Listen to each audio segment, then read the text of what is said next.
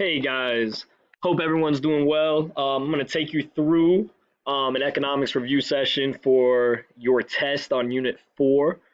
We're going to go through the key concepts on your study guide that you guys have been given, or you can access on the resource page, Unit 4 study guide.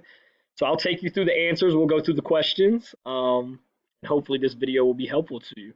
So number one says, what part of the business cycle typically has low inflation? Well, that's going to be contraction.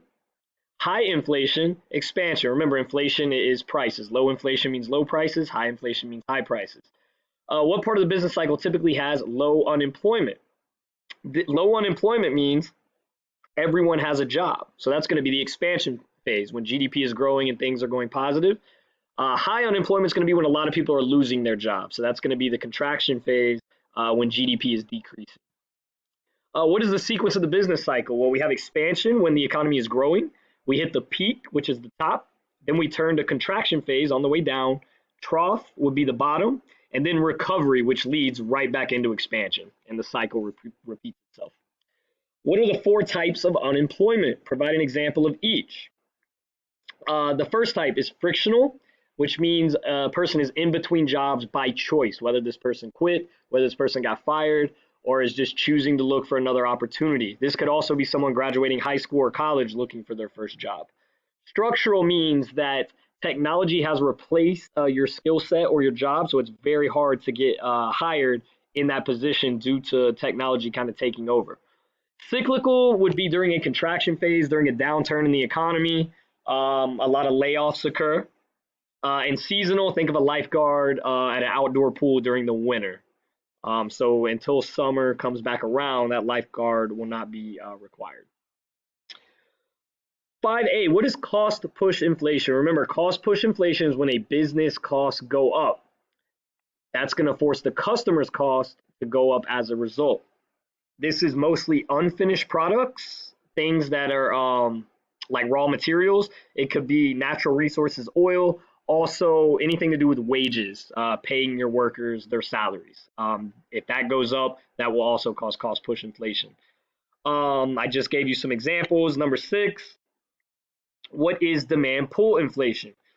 Demand pull is anything that helps increase GDP. So when GDP is increasing due to consumer, which is the C, plus the I, which is investment, plus the G, which is government spending. Anything that contributes to that growth would cause demand pull inflation.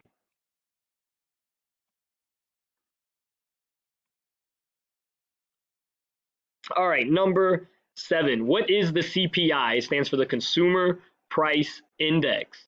How does it relate to the cost of living?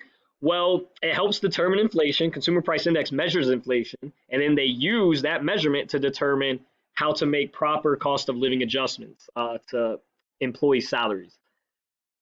What is the term for decrease in prices? This is the opposite of inflation. It's called deflation. What kind of inflation does government spending cause? That's going to be demand pull. All right, remember the G in GDP stands for government. If it counts towards GDP, it's going to be demand pull inflation every time.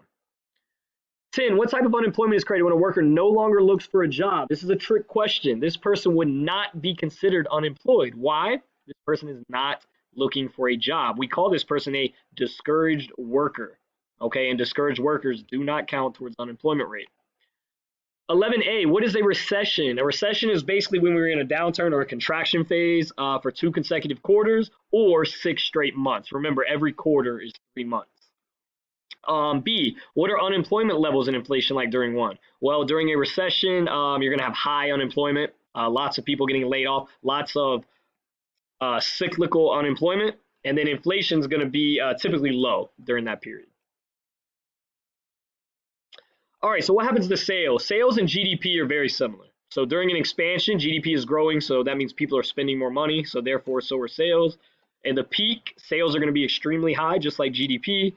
During contraction, sales will be decreasing, much like GDP. And during the trough at the very bottom, sales will be the lowest, much like GDP. 13, what is nominal GDP? This is GDP not adjusted for inflation, okay? 14, current GDP is just another way to express nominal GDP. So it's 2 ways to express that, nominal or current. 15, what is real GDP? This is what we really use most of the time. It is GDP adjusted for inflation. 16, there are many requirements a good or service must meet to be included as a part of our GDP, but here are a few examples that we've listed. Any finished product, it's got to be brand new and finished. Okay, it's got to be bought in the United States. Remember, items only count one time, so used items will not be counted. And also remember, services count as well, such as haircuts or mechanic doing something on your car. Those do count towards GDP. All right, so services count much like products. What type of inflation is caused by a company's push for profits? It's going to be called cost push, which we went over earlier. 18, what is the output expenditure model? You need to know this. This is going to be C plus I plus G plus F. Or if you don't like F, it is X minus M in parentheses. What do these letters stand for? The C is consumption, the I is investment, the G is government, the X is exports, minus the M, which is imports. 19, definition here, lowest possible level of unemployment. We call that full employment. 20, what type of people are hurt by inflation? So when the price goes up over time, who is going to be hurt? Lenders and savers. So anyone lending out money or anyone that likes to save money. Remember, this is not accounting for interest. 21, what types of people are helped by inflation? The opposite. Anyone that borrows money or anyone looking to spend money. They are actually going to be helped. 22, what events will move the aggregate supply curve to the right? Remember, this goes hand in hand with cost push inflation. This is going to be when any business cost is decreased. All right, main examples that you'll probably see: oil prices going down, wages going down, or the price of raw materials going down. All would shift the supply curve to the right and increase the supply. To the left would be the opposite. This is when prices are going to go up for a business. This is going to be higher wages, more expensive raw materials. All right, number 23, what happens to price levels in GDP when the aggregate supply curve moves right? That should say demand curve, I believe.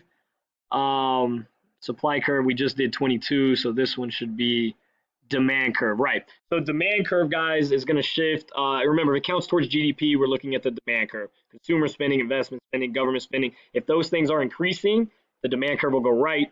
If those things are decreasing, aggregate demand will shift to the left. What is an automatic stabilizer? These are things that are already built into our economy, such as unemployment or transfer payments. All right, so if your income reaches a certain level, you may qualify for welfare. If you lose your job, you automatically qualify for unemployment. We call these automatic stabilizers. For examples, I just gave you a couple: welfare, unemployment, food stamps, Social Security. What is stagflation for 26? This is going to be when the aggregate supply curve shifts to the left. It's going to cause prices to increase, GDP to remain stagnant or decrease, and unemployment will be rising as well. The straight definition that you would be looking for: no economic growth combined with inflation. So stagflation is not a good scenario for our economy. 27. What fiscal policy should the government do during an expansion phase? So remember, during an expansion phase, overall things are going pretty well. We have growing GDP, low unemployment, but the negative is that inflation is creeping up. We're getting higher prices. The government wants to try to get a hold on these prices, so their fiscal policy would probably be in this situation to raise your taxes, which will cause you to spend less money. That's going to lower the C and I in GDP. And they're also themselves going to decrease spending to help lower the G in GDP. So that'll bring our GDP down and kind of stop expansion where we're going to end up hitting the peak before heading back down to contraction. Vice versa, what will we do during a contraction phase? What's going to be the opposite? Contraction, we're looking at low GDP, which means high unemployment, a lot of people losing their job. The only, if there is any good news, would be lower prices. However, due to that rising unemployment rate, the government's going to want to try to get a hold on this. So they are now going to lower your taxes. This will allow you to go spend more money, which will get our GDP increasing again. And they're going to increase spending themselves to help pull us out of this contraction phase. 28. What events cause aggregate demand curve to move to the right? We've already discussed this. If it counts towards GDP, if it's helping to increase GDP, C plus I plus G, it's going to go right. If it's helping to decrease GDP, then we'll move the aggregate demand curve to the left. And then what happens to price levels in GDP when it moves right? Same thing we talked about earlier. Okay, we've kind of covered that. Make sure that you guys are working on your worksheet packet, practicing aggregate supply and demand, the shifts, following equilibrium to know what happens to prices, GDP, and unemployment. and there are several practice problems on your worksheet packet. If you guys have any other questions, feel free to reach out, email, chat on It's Learning, join the Microsoft Teams meeting. We just want to make sure you guys have a great review, and hopefully this study guide review will help you out. If you guys need me, feel free to reach out. Same with Coach Hannaford. See you guys.